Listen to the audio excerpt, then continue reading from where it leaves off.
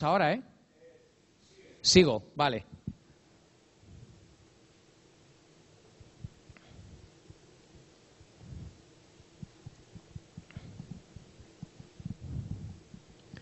Bueno, seguimos y ahora lo veremos.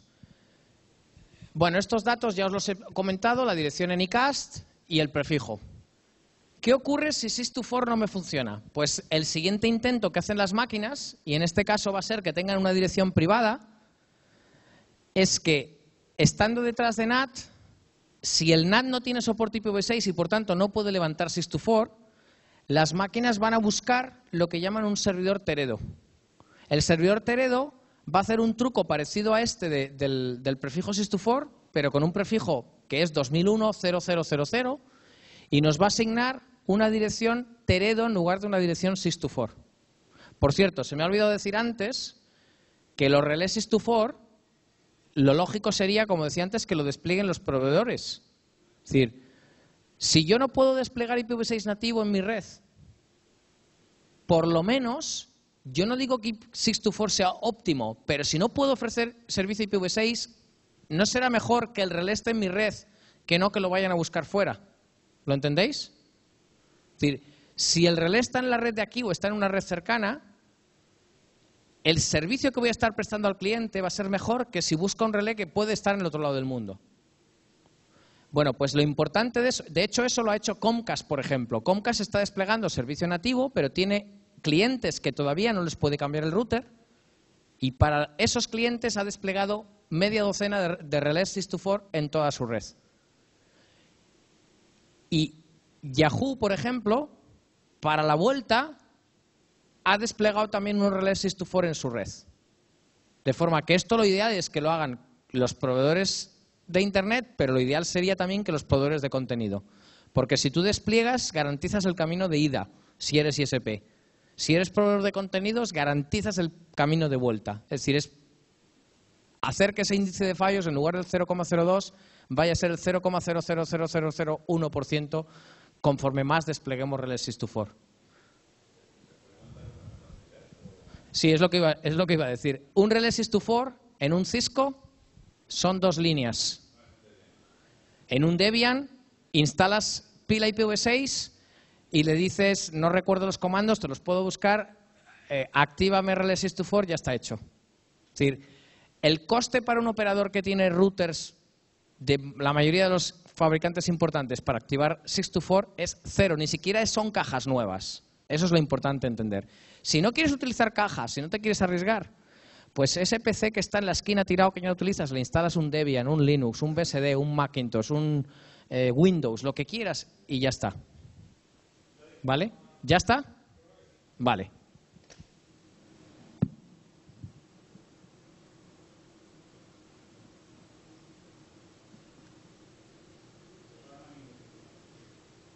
Bueno, igual está a un nivel que no es el tuyo, no creo, ¿no?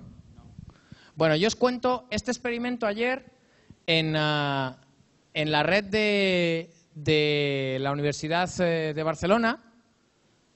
Lo que teníamos era que nos saltaba. ¿Alguien le responde el ping o no? Nadie, ¿no? Voy a probar si en lugar de ese, hombre, debería de ser lo mismo, porque el DNS es el mismo.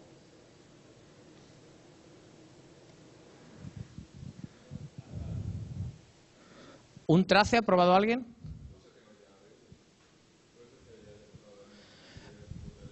Puede. ¿A ti sí? Vale, y te responde desde la 2002, ¿correcto?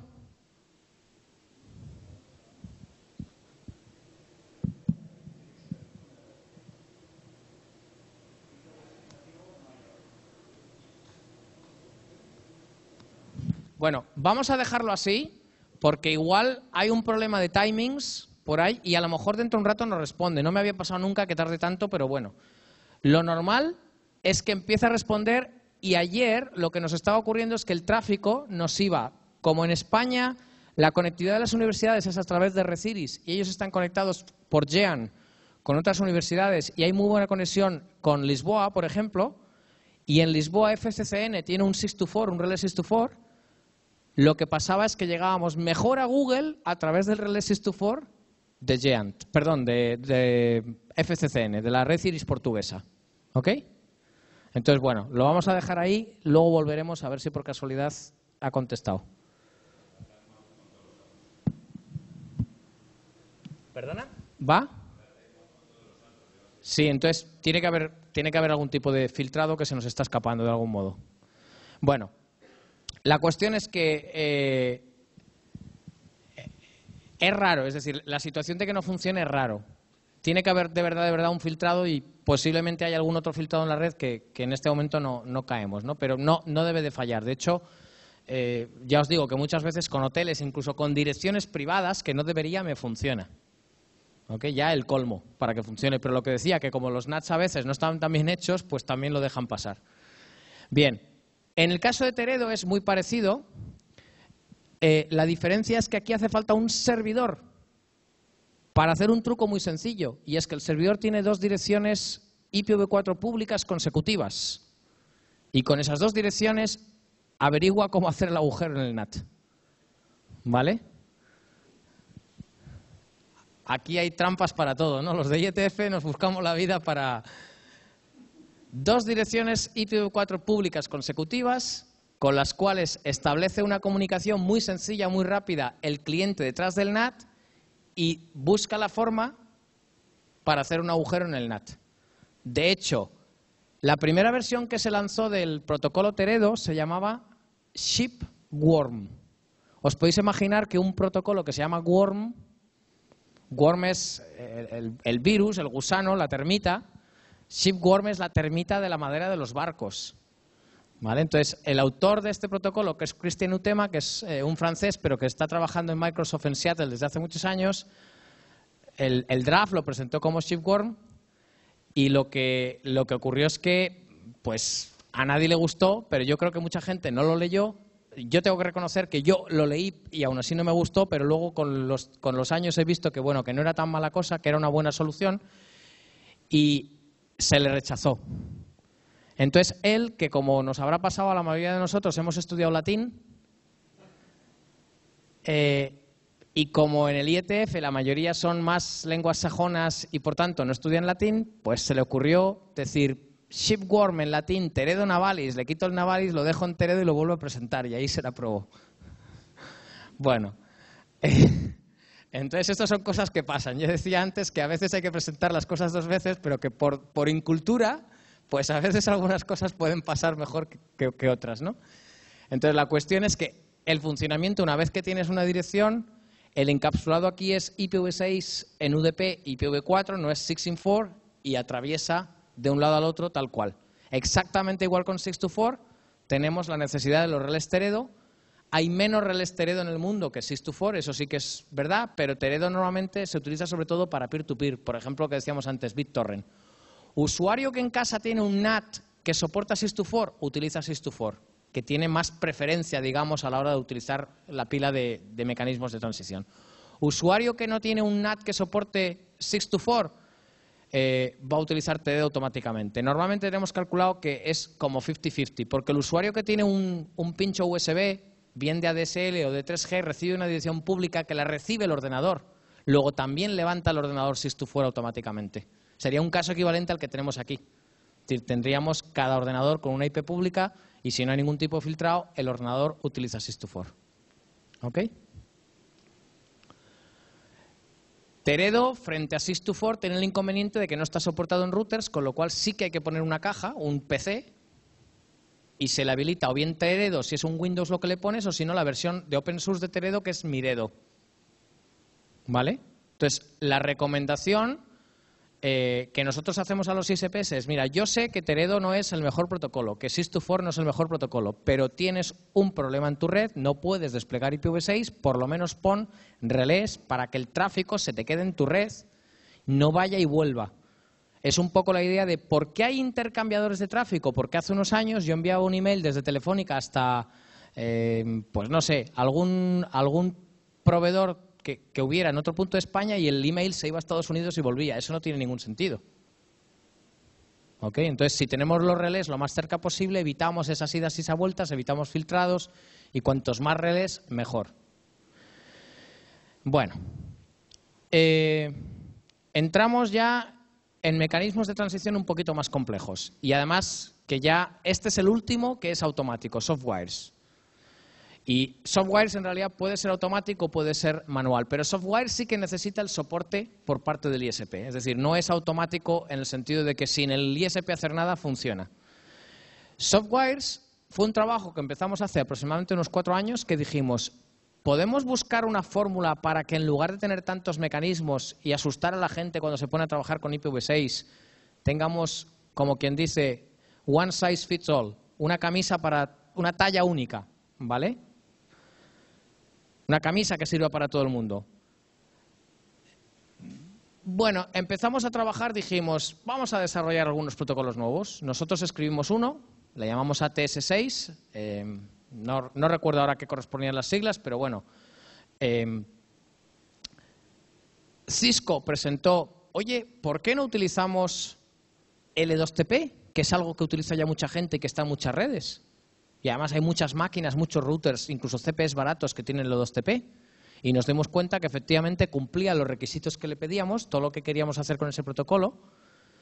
Y empezamos a desarrollarlo y en prácticamente un año lo teníamos estandarizado.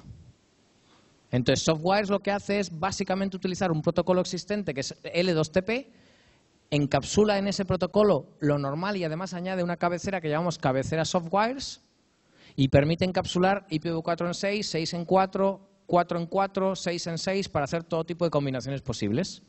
Entonces es algo muy útil, sobre todo si tú ya en tu infraestructura tienes sistemas de VPNs con soporte de los TP, que eso lo tienen bastantes empresas y bastantes operadores incluso. ¿Ok? Entonces es una fórmula muy buena y que sí que es verdad que esto es un único protocolo para todos los casos.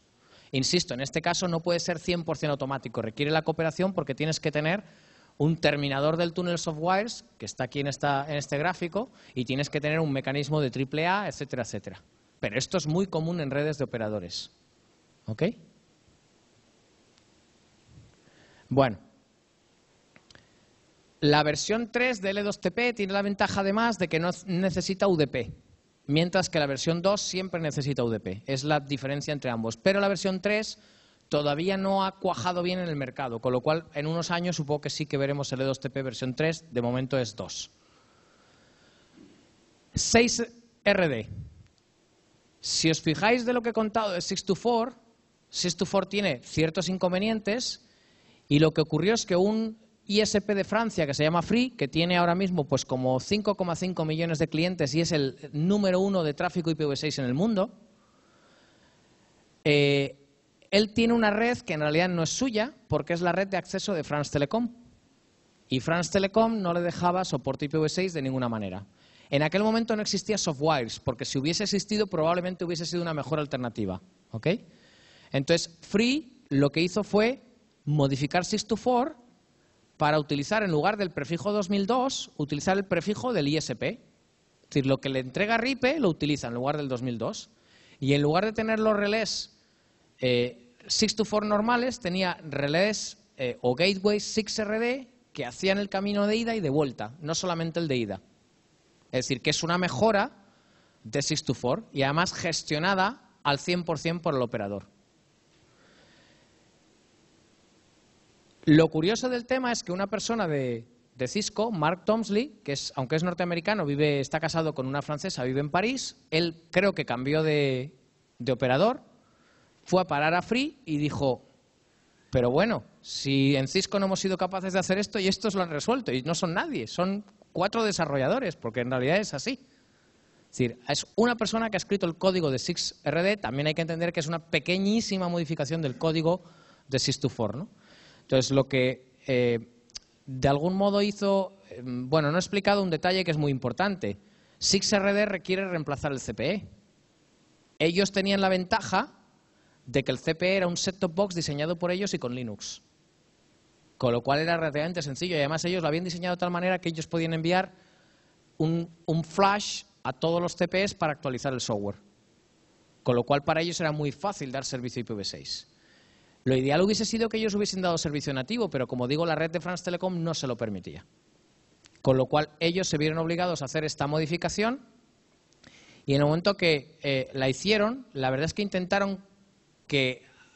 A mí me intentaron reunir varias veces, bueno, nos reunimos varias veces en IETF y me intentaron convencer de que tenía que apoyar eso, que eso era muy bueno. Yo le decía, mira, es que para hacer esto ya estamos trabajando en Softwires. Es decir, sí es verdad que ellos habían empezado antes, pero Softwires parecía mucho más lógico, porque además XRD tiene ciertas limitaciones que ahora vamos a ver, ¿no? Es decir, si yo tengo que reflashear el CPE, prefiero la mejor opción, ya que lo reflasheo.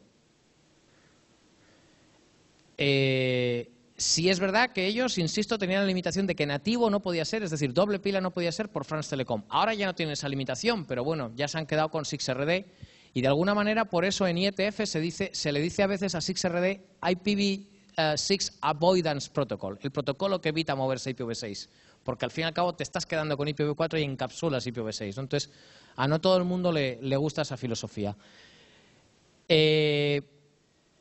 Básicamente, como digo, nos intentaron convencer, no les hicimos ni caso hasta que esta persona de Cisco fue a parar como cliente a las manos de Free y empezó a interesarse por el protocolo, logró escalarlo en Cisco, logró coger el RFC, reescribirlo, mejorarlo, se hicieron algunos cambios y a partir de ahí se convirtió en el RFC que tenemos hoy, que es el 5969 y que algunos ISPs están desplegando. Por ejemplo, Swisscom.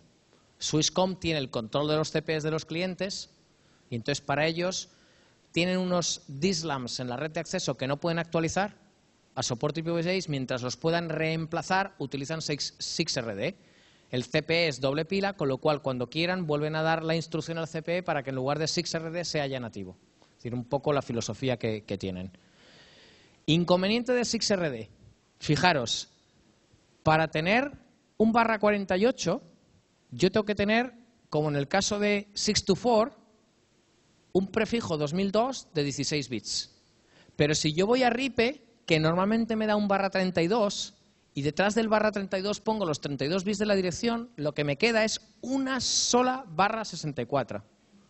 Y eso quiere decir que un usuario residencial no puede segmentar su red, lo cual es una barbaridad, porque hay incluso puntos de acceso, no sé si alguno de vosotros ya lo tenéis, que tiene varios SSIDs en diferentes subredes. Por ejemplo, quiero un SSID para mí, otro para los niños, porque a lo mejor yo tengo contenido adulto, contenido de trabajo, que no quiero que los niños entren en esa red. O, por ejemplo, quiero un SSID para mis invitados. Cuando venga algún invitado no tiene por qué ver mis fotos privadas, pero sin embargo sí que quiero que pueda acceder a Internet. Entonces, para eso necesitas, para cada SSID, un /64. Porque son redes, o VLANs, o como lo queréis llamar, diferentes. ¿Okay? LANs nivel 2 diferentes. Entonces, ese es el inconveniente de SIXRD. ¿Cómo se resuelve eso? Si RIPE te da un prefijo más corto, es decir, un bloque más grande, si tú en lugar de los 32 bits metes menos bits, por ejemplo, que todo tu espacio IPv4 esté en el mismo, por ejemplo, 161.32 y todo lo demás sea tuyo. Es decir, tienes una sola clase B. Si tienes una sola clase B, que no es habitual en ISPs, sí que sería el caso, por ejemplo, de la universidad, entonces, en lugar de encapsular ahí los 32 bits, solo necesitas encapsular 16. Con lo cual, si solo necesitas encapsular 16, ya tienes los 16 para el site ID, para el subdireccionamiento de cada usuario final. Es decir, ya tienes un /48 para cada usuario final. Pero desafortunadamente la mayoría de los ISPs no tienen el espacio agregado en un solo /B, perdón, en un solo /8 o un /16 incluso. ¿Ok? Entonces, esos son los problemas de SIXRD. Se puede gestionar, se podría hacer una trampa y es que si tú tienes dividido tu espacio IPv4 en 4 prefijos, podrías tener 4 dominios SIXRD separados. Es decir, que hay soluciones para eso, pero vamos a ver si los ISPs que lo desplieguen se molestan en hacerlo bien. Eso es lo que hay que esperar a ver. ¿Ok? ¿Comprendido? ¿Sí? Pruébalo otra vez si quieres. A ver. Si ahora tenemos más.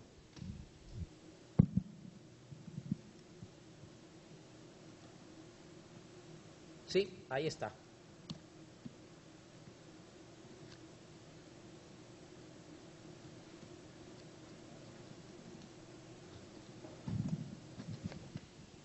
Fijaros que en este caso tenemos más retardo que antes. Yo creo que antes eran como 35 milisegundos, ¿no? A Google. Aquí tenemos ahora mismo 150 de media, más o menos. El primer salto igual nos falla, por lo que hay aquí en la red, y los demás probablemente salten ya bien, ahí están. Y efectivamente nos vamos como ayer, porque estamos en Jean, estamos en Reciris, y de ahí en Jean nos vamos al 624 de Reciris, perdón, de FCCN. ¿Okay? Demostración práctica de que estos mecanismos funcionan, salvo que haya un filtrado específico, que bueno, entonces es otra la problemática, ¿no? Porque un tunnel broker tampoco nos hubiese funcionado. Es decir, que es lógico en una entidad en la que hay nativo que se filtre. Bueno, no todo el mundo lo está haciendo, pero me parece muy razonable.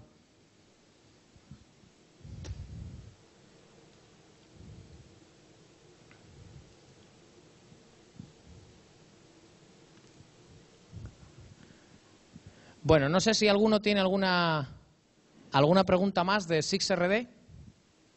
Al final nos van a sobrar 10 o 15 minutitos que tendremos para preguntas, ¿eh? Por lo que estoy viendo, si no nos entretenemos mucho, vamos bien. ¿Ninguna duda? ¿Sí?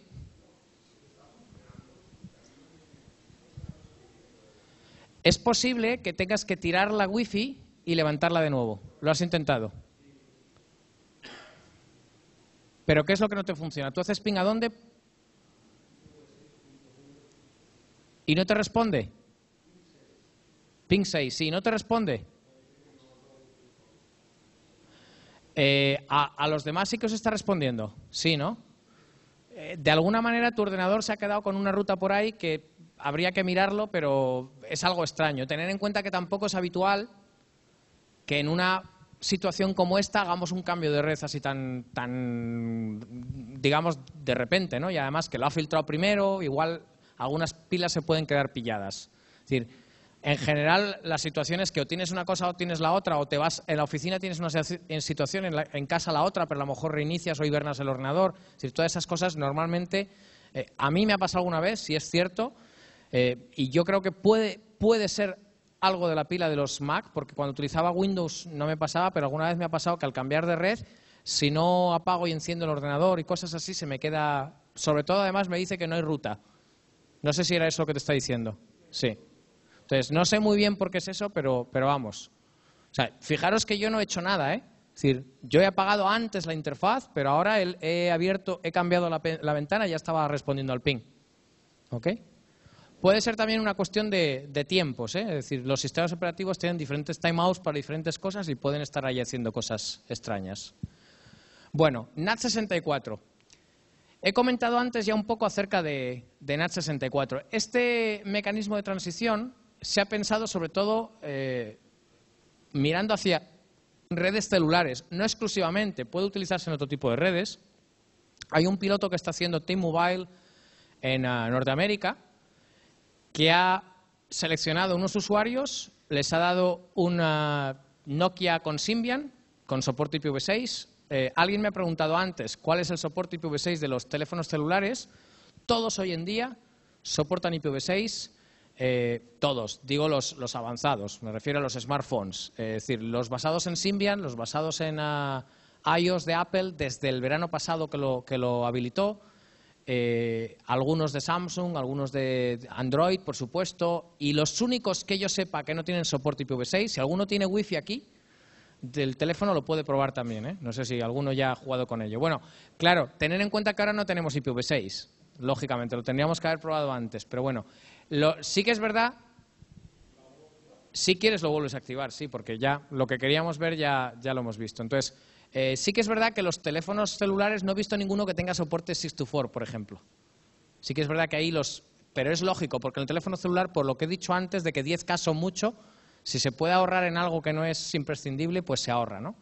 Pero sí que, por ejemplo, yo muchas veces he utilizado mi teléfono celular con el Bluetooth para darle servicio al ordenador, ¿vale? Es decir, el teléfono como módem. Y en ese momento el ordenador sí que me habilitaba 624, aunque el teléfono no, pero el ordenador sí. ¿Ok?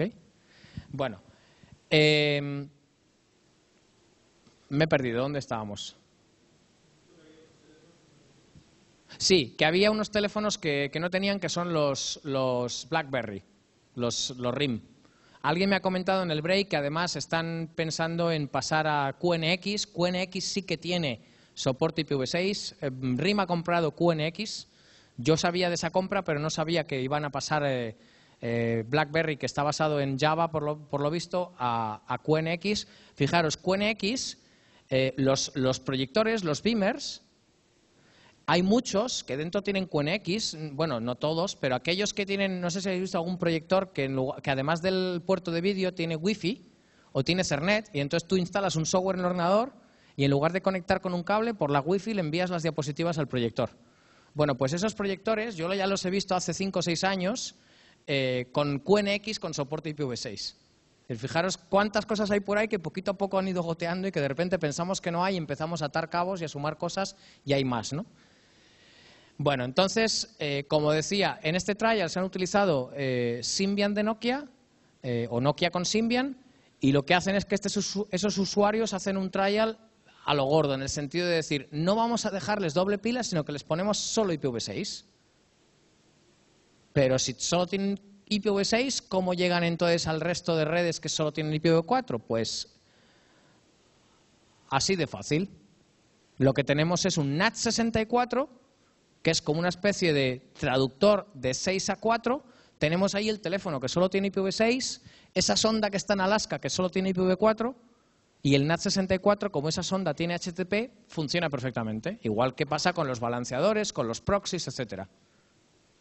Si además, como antes preguntaba por ahí alguien, no tenemos una dirección 4A en la sonda IPv4, para eso hay una pieza adicional que se llama DNS64 que se ocupa de resolver ese problema.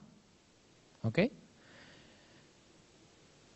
Obviamente, esta traducción, al igual que pasa con el NAT habitual de hoy en día de IPv4, no es perfecta y puede romper algunos protocolos. Y de hecho, aquellas aplicaciones que en realidad son aplicaciones que hacen trampas, que encapsulan, por ejemplo, como Skype o como Messenger, la dirección IPv4 dentro del tráfico que envían, pues no van a funcionar tal cual. Necesitas unos ALGs. Entonces, esta persona, Cameron Byrne, que está trabajando en este trial, él, por su cuenta, ha empezado a desarrollar esto y lo ha resuelto. De momento dice que lo tiene todo más o menos resuelto. Lleva ya 1 año y medio, es decir, que no ha sido un trial de muy pocas semanas o meses, sino que es algo con un avance bastante importante en el tiempo. Y bueno, ¿quién no nos dice que esto pueda ser una solución en un momento dado para redes fijas cuando se agoten las direcciones IPv4? Que solo tengamos IPv6, el inconveniente de ese planteamiento es que el mercado de telefonía celular es un mercado muy controlado. Los terminales móviles tienen una actualización muy rápida. A lo mejor un usuario como mucho aguanta un teléfono móvil 2 años, mientras que un CPE o los ordenadores de casa o otros aparatos que haya en casa a veces tardan más. Bueno, a veces, casi siempre tardan más en reponerse.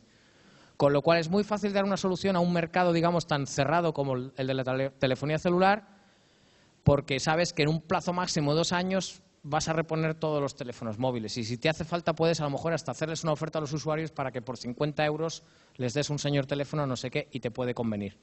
Porque te van a generar más tráfico de datos, etcétera, etcétera.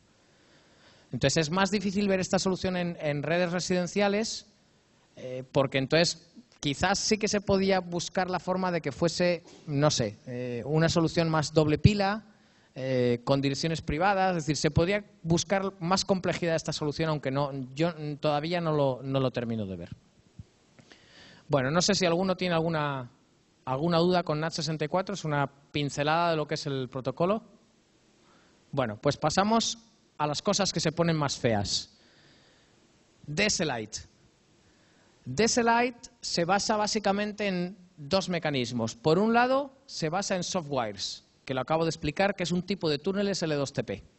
¿Ok? Y por otro lado, además de un túnel, hacemos una traducción. DSLite tiene 2 elementos. El elemento que está en la casa del cliente, el CPE, que en lugar de CPE le llamamos, para diferenciarlo de un CPE normal, le llamamos B4, que significa Basic Bridging Broadband. ¿Ok? Y como dice la palabra, en realidad es más un bridge que un router. Y el otro elemento que se le ha llamado CGN, Carrier Grade NAT, o LSN, Large Scale NAT, y que ahora oficialmente se llama AFTR, Address Family Transition Router. Este elemento básicamente lo que hace es ser como el NAT que tenemos en casa, pero a lo bruto, en la red del operador. Y para poder hacerse eso, lo que ocurre es que los clientes van a compartir las direcciones públicas que tiene esa AFTR, y para poder compartir las direcciones hay que limitar el número de puertos. Es decir, que cada cliente, en lugar de tener 65.535 puertos, va a tener normalmente, va a depender del despliegue del operador, pero normalmente se están configurando con 2.000 puertos. 2.000 puertos parece que puede funcionar muchas veces, pero hemos hecho experimentos. Hay una presentación muy reciente de hace 2 semanas que se hizo en Busan, en Corea del Sur, en la última reunión de APNIC, de Shin Miyakawa de NTT, que demostraba los efectos de Carrier Grade NAT porque ellos no tienen más remedio que ponerlo, y verías el Google Maps, según vas quitando puertos, cómo de repente empiezan a aparecer cuadraditos en blanco. ¿Ok? Es decir, que el impacto se puede empezar a apreciar en función del número de usuarios que haya detrás. Bien, un esquema de esto que acabo de explicar es un ISP que tiene una serie de AFTRs, esas cajas de $1.000.000 de dólares. El acceso, la última milla, ya no es IPv4, es solo IPv6. En las redes puede haber solo IPv4, puede haber solo IPv6 o puede haber doble pila. Todos los usuarios tienen, en lugar del CPE normal, tienen lo que llamamos el B4, y ese B4 ya no es un NAT, sino que el B4, si es tráfico IPv6, lo envía nativo a la red IPv6. ¿Ok? Es decir, al tráfico IPv6 no le afecta, IPv6 no lo rompemos, genial, porque así además, de algún modo, todo va a seguir funcionando y va a funcionar bien o mejor incluso que con IPv4, pero la funcionalidad de NAT la hemos movido al core de la red. El tráfico IPv4, al ser solo IPv6 la última milla, se tiene que encapsular, y eso lo hace el B4, el CPE nuevo, lo tiene que encapsular en IPv6 hasta llegar a la FTR, que será el único que tenga direcciones públicas en esa red. O sea, insisto, lo importante aquí es que ya no hay direcciones IPv4 públicas en la red de acceso. Las tienen los AFTR en su cara hacia Internet. ¿Ok? Entonces, en este caso, fijaros que quitamos la traducción de los NAT en los CPE, pero la ponemos en los NAT, en los Carrier Grade NAT, que están en el core del operador. Inconveniente, si yo tengo 2.000 puertos por usuario, con una IP atiendo unos 30 usuarios, es decir, que esto también tiene un límite de crecimiento. Puedo multiplicar el efecto de las direcciones públicas que tenga por 30, suponiendo que le dé 2.000 puertos a cada usuario. ¿Ok? ¿Alguna duda? Esto es a lo que nos enfrentamos ya en España en cuestión de meses. Hay un operador que tiene aproximadamente 1 millón de usuarios, que es lo que está desplegando. Nosotros hemos hecho la consultoría para ellos y ellos ya tenían la decisión tomada. Hemos visto pros, contras, no tienen otra solución porque es que no les dan más direcciones IPv4, es decir, no es lo mejor, tampoco es lo peor, pero no les queda otra. Afortunadamente este operador, que utiliza por suerte en su red casi todas las cajas del mismo fabricante, con lo cual incluso los CPEs también le dan una nueva versión para actualizarlo remotamente, que son Huawei, pues tiene esa solución y a final de año, con un poco de suerte, si todo va bien con el piloto, pues va a empezar a desplegar este sistema. Ojo que los Carrier Grade NAT son piezas que los fabricantes prometen, venden, pero todavía no he visto que las entreguen. A nuestros clientes todavía no las he visto encima de la mesa, ni siquiera los prototipos. Carrier Grade NAT parece ser que lo están implementando los fabricantes, por lo menos por lo que he leído en presentaciones que más o menos son públicas, no digo ningún secreto. Básicamente es una tarjeta que se pincha en el router de acceso, en el BRAS o como se le llame, el BNG, dependiendo del tipo de tecnología.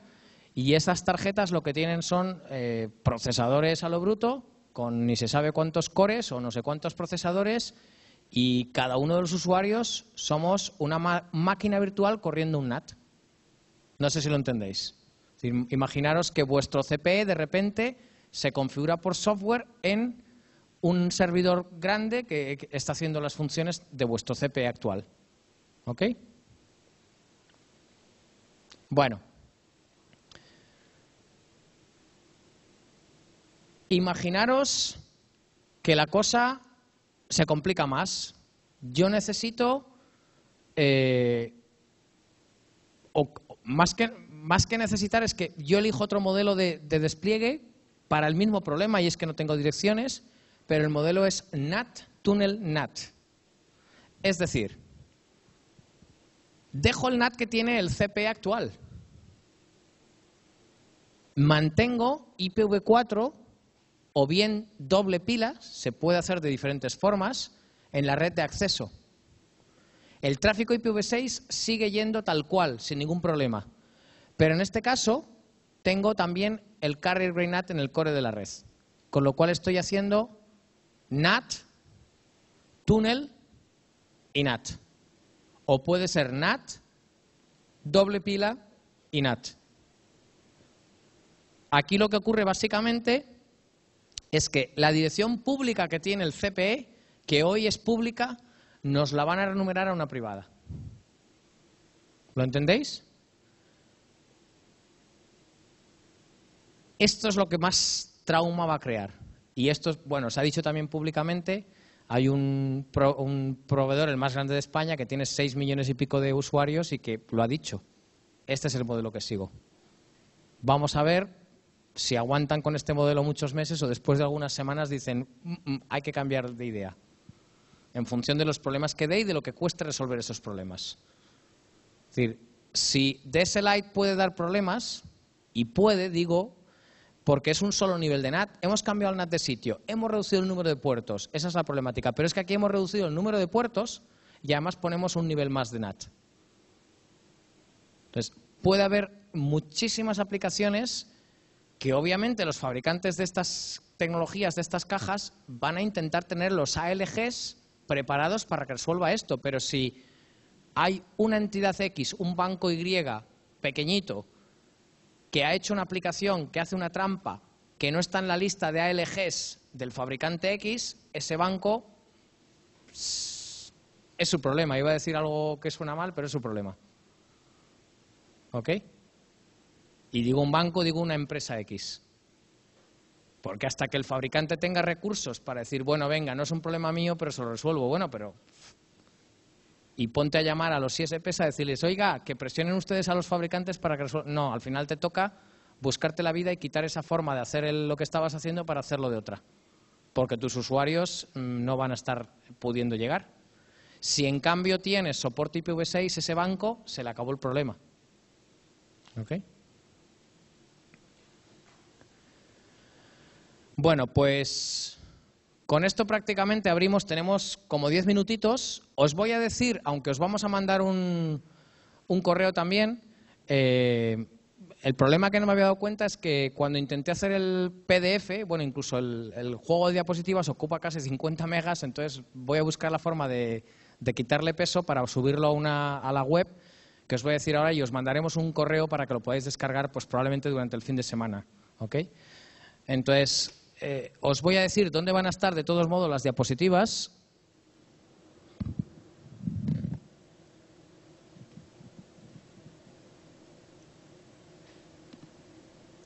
Bueno, si os vais a la web de SixDeploy, sixdeploy.eu,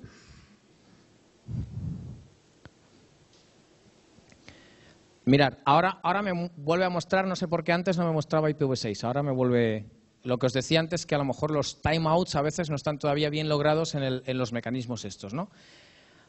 A la derecha abajo vais a ver que pone eventos. Si pincháis en cualquiera de ellos, vais a ir a una página en la que vienen todos con más detalle.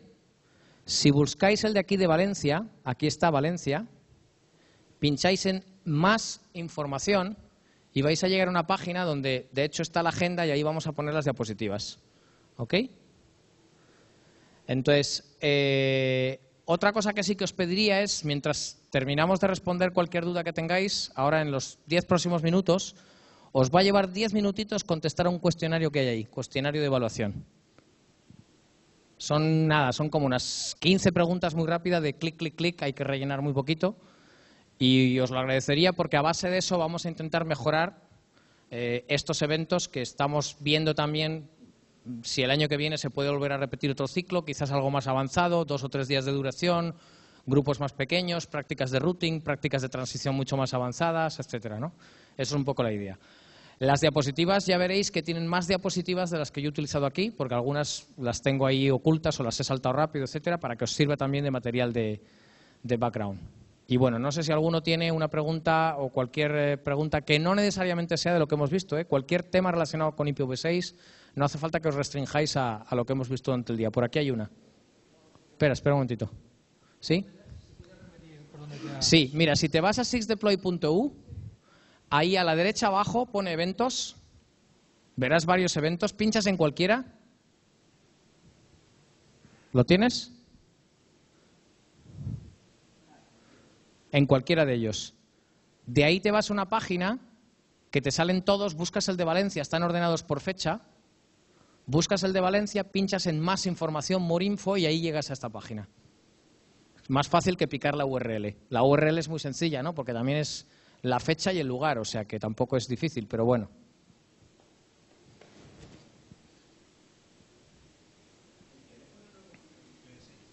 ¿El teléfono no te ha cogido IPv6?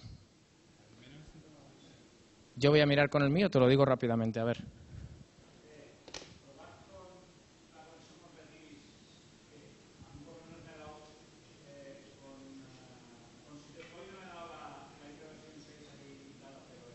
Porque eso es por el retardo. Si hay mucho retardo, prefiero IPv4.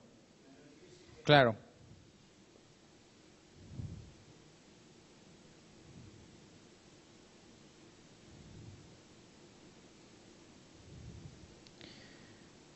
Formación IPv6, yo ya estoy conectado a esa red y me voy a cualquier página que tenga IPv6.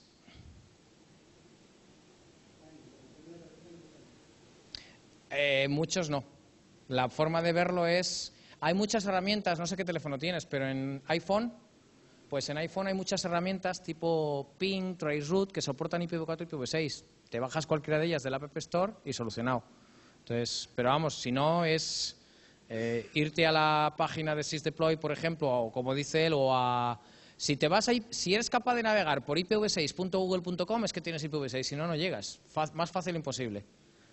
Si queréis Facebook con IPv6, www.v6.facebook.com. Y ahí así, pues hay varios... a mí sí que me va, Hay varios... ahora sí, ¿verdad? Que no ves la dirección, sí. Claro. Bueno, eso los fabricantes de teléfonos móviles tendrán que ver si, por lo menos en avanzado o algo así, para que puedas ver más info, ¿no? Porque todo de golpe tampoco cabe, pero bueno. ¿Alguna duda más? Una de las prácticas más avanzadas de transición que yo tenía ahí preparada como backup, si sobraba tiempo, consiste, para aquellos que tengáis la posibilidad, o con un compañero, si tenéis varios ordenadores, en utilizar una red nivel 2, me da igual que sea un cable, que un switch, que un cable cruzado, quiero decir, que una Wi-Fi, para configurar dos ordenadores como si fueran dos routers, haciendo un túnel de uno al otro. Entonces está explicado paso a paso, es relativamente sencillo.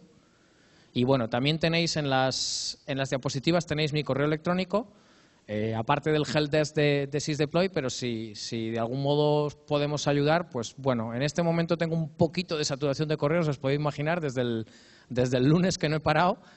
Este fin de semana intentaré quitarme de medio la carga que tenga, pero bueno, intentaré día a día ir contestando las dudas que puedan ir surgiendo, ¿no?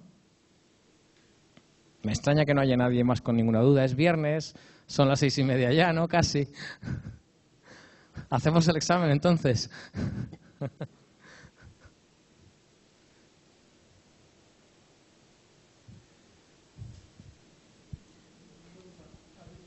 Sí, ahí hay una pregunta.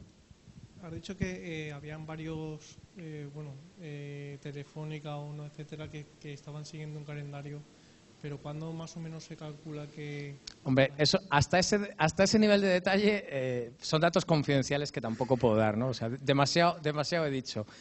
Pero hazte la idea que así, hablando de forma genérica, yo creo que te puedes encontrar con algún ISP que pueda empezar a dar servicio a final de este año, algún otro a lo largo del primer trimestre y alguno ha dicho también que al principio del segundo trimestre. Yo creo que por ahí van a andar los tiros. Yo pienso que vamos a estar en una situación bastante buena con muchos de ellos, digamos que a lo largo, sobre todo de la segunda mitad del año que viene. Dudo que realmente haya una situación generalizada para todos los clientes antes. Y además, sobre todo, ten en cuenta que esto se va a aplicar primero para nuevos clientes, porque el que ya tiene una línea con un ISP, ya tiene una dirección y no está sufriendo el problema de agotamiento. El problema es el que viene nuevo. Entonces, ahí lo notarán los que en un momento dado, por cuestión de precios o lo que sea, cambien de ISP. Al cambiar de ISP eres un cliente nuevo para el nuevo ISP. ¿Ok? Entonces, me imagino que ahí también va a ser un acicate y un valor añadido para los ISPs que vayan antes, aquello de quien da dos veces, ¿cómo es? Quien da primero golpea dos veces, eso es un poco la idea, ¿no? Entonces yo creo que eso es también importante. ¿Se la puede pegar? Yo creo que no, yo creo que el que va a ir primero lo va a hacer bien. Hombre, en eso estamos nosotros, no es nuestro trabajo, pero bueno, hay cuestiones comerciales que se salen de la consultoría, de la labor de consultoría, ¿no? Evidentemente tampoco les hacemos hasta la puesta en comercial, digamos, del servicio. Eso ya es una cuestión de ellos. Y luego lo que va a ocurrir, yo creo, una vez que esté más o menos puesto en marcha el servicio IPv6, que tanto los ISPs por su cuenta como desarrolladores de aplicaciones que surjan, que tengan ideas, a lo mejor pueden decir, mira lo que te ofrezco, operador A o B. Es decir, eso puede ser un tema de valor añadido que irá surgiendo y además con la ventaja de que esto es un mercado global. Es decir, si se te ocurre una buena idea que funciona en España, a lo mejor resulta que la puedes vender a operadores de otros países también, ¿no? Es decir, esto realmente, como decía antes, es un factor de creación de modelos de negocio y de crecimiento.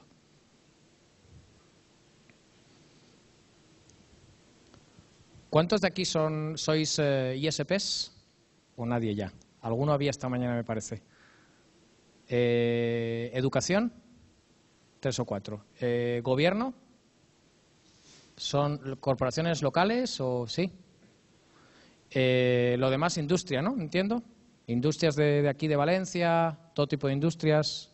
Ok, un poco por hacerme una idea. La verdad es que aquí nos hemos quedado con un grupo relativamente pequeño.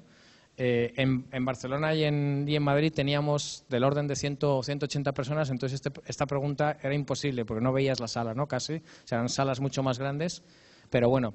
También cuando os habéis registrado, como ponéis la empresa y el cargo, podemos intentar hacer ahí una estadística, ¿no? Yo creo que esos datos son relevantes también. El cuestionario, precisamente, lo he comentado un poco antes, puede ser anónimo si queréis, la verdad es que no lo vamos a mirar, guarda los datos en bases separadas, es más que nada para poder hacer una estadística de decir, oye, ¿cómo podemos mejorar? Si hacemos esto de nuevo, un ciclo segundo, ¿qué contenidos os gustaría ver? Es decir, que de verdad que nos es muy útil, ¿eh? Yo lo recordaré de nuevo la URL del cuestionario cuando se envíe la de las diapositivas, pero si lo podéis ver es de agradecer. Bueno, pues yo creo que con eso terminamos.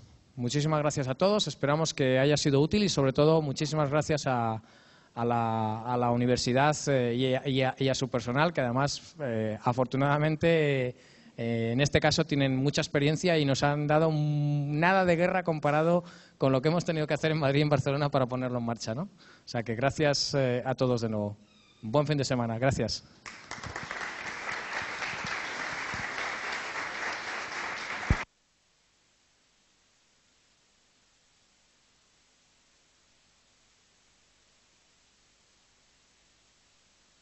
Yo creo que ahí hay algún problema de las mediciones, porque yo mi experiencia es que llevo 10 años viajando 30, 35 semanas al año por todo el mundo, utilizo IPv6 para llegar a mi casa cada vez que llego a una red nueva y comprobar que todo está ok en casa. Además es que de verdad es costumbre ya, lo primero que hago, como anoche, llegué a la habitación del hotel, a ver cómo está todo en casa. Me conecto, compruebo todo, fuera. y me salta SIS2FOR o me saltan otros mecanismos y me falla menos del 1% de las veces. Es decir, yo creo que no es tanto el fallo, y de hecho nos ha ocurrido ayer en Barcelona, que el túnel que nosotros hacíamos de forma manual nos daba hasta Google a través de Miami, pues no sé si eran como 300 milisegundos, y cuando quitábamos IPv6 en la red, y vamos a ver aquí qué ha pasado, funcionaba SIS2FOR en cada una de las máquinas y teníamos 35 milisegundos. Es decir, era muchísimo más eficaz SIS2FOR al revés que el nativo. ¿Ok? Entonces, ¿cómo lo vemos eso?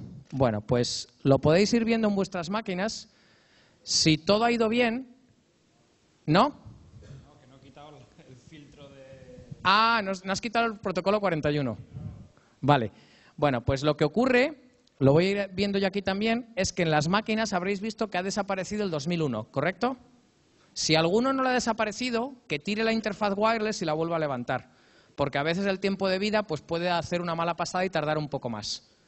Entonces, una vez que tiréis la interfaz o que os desaparezca el 2001, os aparecerá un prefijo 2002 en la interfaz SIS2FOR y automáticamente veréis cómo podéis seguir funcionando en el momento que él quite el filtrado de protocolo 41.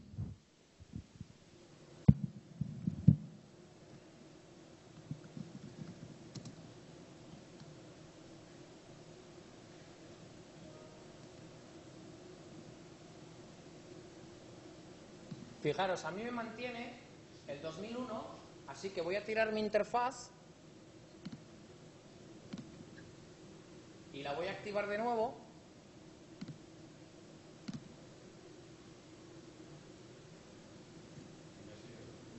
¿Te sigue dando el 2001?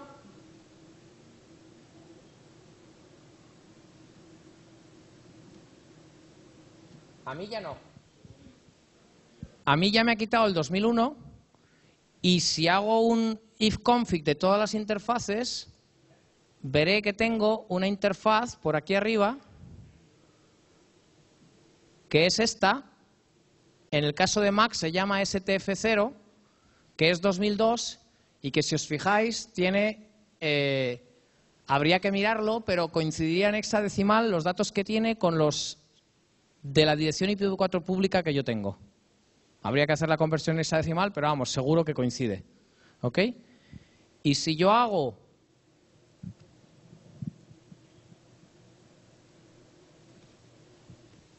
No está quitado el filtro todavía, ¿no? Ah, vale. Es que fijaros, lo que acabo de decir que no hay que hacer, que es filtrar el protocolo 41, pues aquí por seguridad... Vale. Bueno. Ahora, en cuanto él quite el filtro, lo vamos a ver. Pero la idea es que ese filtro no es habitual que esté. En una entidad privada o en una universidad o algo de este tipo, pues a lo mejor sí, pero no creo que muchos administradores de red estén filtrando cosas así. Salvo... IP versión 6 nativo en todo. Ah, vale, vale. Aquí es lógico que se filtre en ese caso. Pero bueno, en muchos sitios ni siquiera... Sí. Estructuras de túneles... En muchos sitios ni siquiera se está tomando esa precaución, pero bueno, es buena idea en este caso filtrarlo porque si tienes IPv6 nativo, ¿para qué quieres hacer un túnel, no? Lógicamente. ¿Está o no? Si tardas, sigo y lo vemos ahora, ¿eh? Sigo, vale.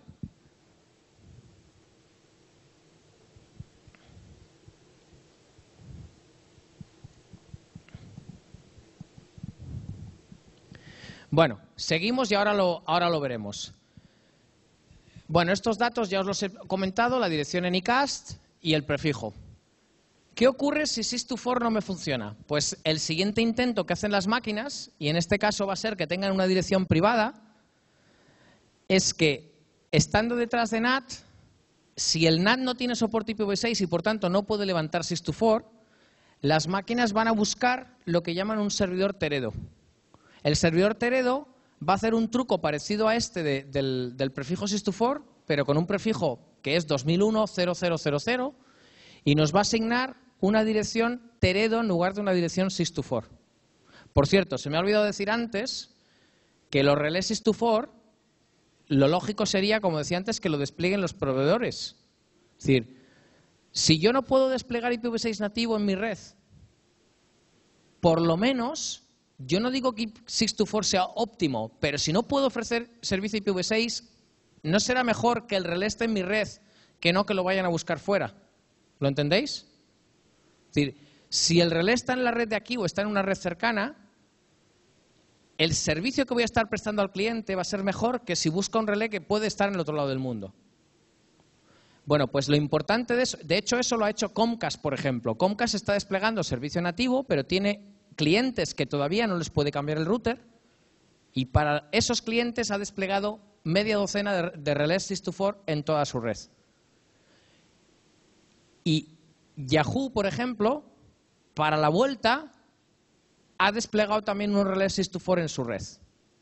De forma que esto lo ideal es que lo hagan los proveedores de Internet, pero lo ideal sería también que los proveedores de contenido. Porque si tú despliegas, garantizas el camino de ida, si eres ISP. Si eres proveedor de contenidos, garantizas el camino de vuelta. Es decir, es hacer que ese índice de fallos, en lugar del 0,02, vaya a ser el 0,000001% conforme más despleguemos relés 624. Sí, es lo que iba a decir. Un relé 624 en un Cisco son 2 líneas. En un Debian instalas pila IPv6 y le dices, no recuerdo los comandos, te los puedo buscar, actívame relé 624, ya está hecho. Es decir, el coste para un operador que tiene routers de la mayoría de los fabricantes importantes para activar 624 es cero, ni siquiera son cajas nuevas. Eso es lo importante entender. Si no quieres utilizar cajas, si no te quieres arriesgar, pues ese PC que está en la esquina tirado que ya no utilizas, le instalas un Debian, un Linux, un BSD, un Macintosh, un Windows, lo que quieras y ya está. ¿Vale? ¿Ya está? Vale.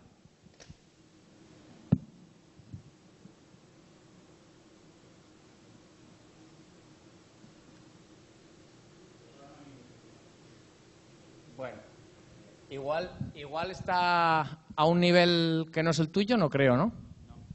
Bueno, yo os cuento este experimento ayer en la red de la Universidad de Barcelona. Lo que teníamos era que nos saltaba. ¿Alguien le responde el ping o no?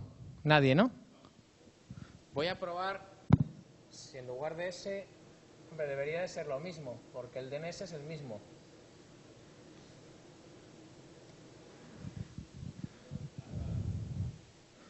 ¿Un trace ha probado alguien?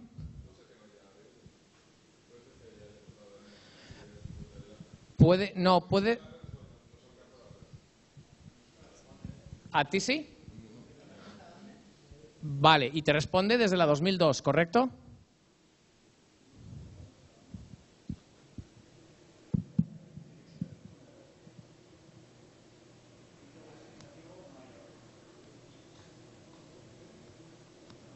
Bueno, vamos a dejarlo así, porque igual hay un problema de timings por ahí y a lo mejor dentro de un rato nos responde. No me había pasado nunca que tarde tanto, pero bueno.